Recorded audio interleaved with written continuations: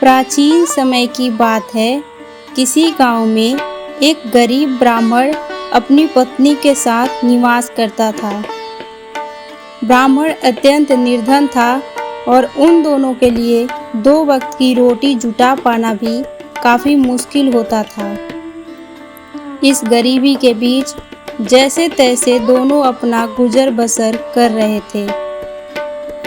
ब्राह्मण की पत्नी भगवान की भक्ति में बहुत विश्वास करती थी। इसीलिए भाद्रपद माह के कृष्ण पक्ष की तृतीया तिथि को उसने अपने मन में कजरी तीज का व्रत रखने का संकल्प ले लिया। उसने अपने पति को बताया कि वह कजरी तीज पर व्रत का पालन करना चाहती है, जिसके लिए उसे सत्तू की आवश्यकता होगी।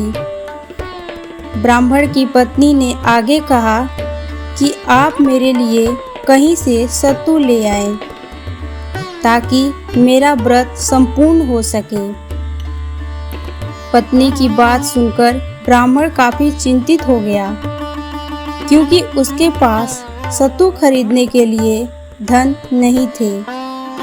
लेकिन उसके पास बावजूद वह अपनी पत्नी की इच्छा को पूरा करना चाहता था। इसलिए उसने किसी तरह सत्तू का प्रबंध करने का निश्चय किया।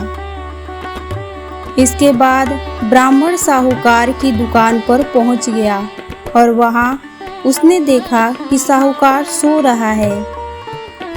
ऐसे में ब्राह्मण दुकान में गया और वहां पर उसने चने की दाल, घी और शक्कर को 1.25 किलो तौल लिया और उसे चक्की में पीसकर सातू बना लिया।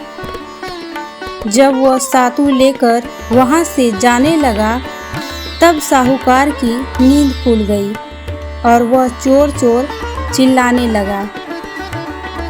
ये सुनकर ब्राह्मण ने उसे बताया कि मैं चोर नहीं हूँ। मेरी पत्नी ने आज कजरी तीज व्रत किया है, जिसके लिए उसे सत्तू की आवश्यकता है। इसलिए मैं सिर्फ यहाँ से 1.25 किलो सत्तू बनाकर ले जा रहा हूँ। इसके अलावा मैंने तुम्हारी दुकान से और कुछ भी नहीं लिया है। ब्राह्मण की बात सुनकर साहूकार ने उसकी तलाशी ली, जिसमें उसे ब्राह्मण के पास सत्तू के अलावा कुछ नहीं मिला। यह देखकर साहूकार को बहुत पश्चाताप हुआ और उसने ब्राह्मण से माफ़ी मांगी और कहा कि आज से मैं तुम्हारी पत्नी को अपनी बहन मानता हूँ।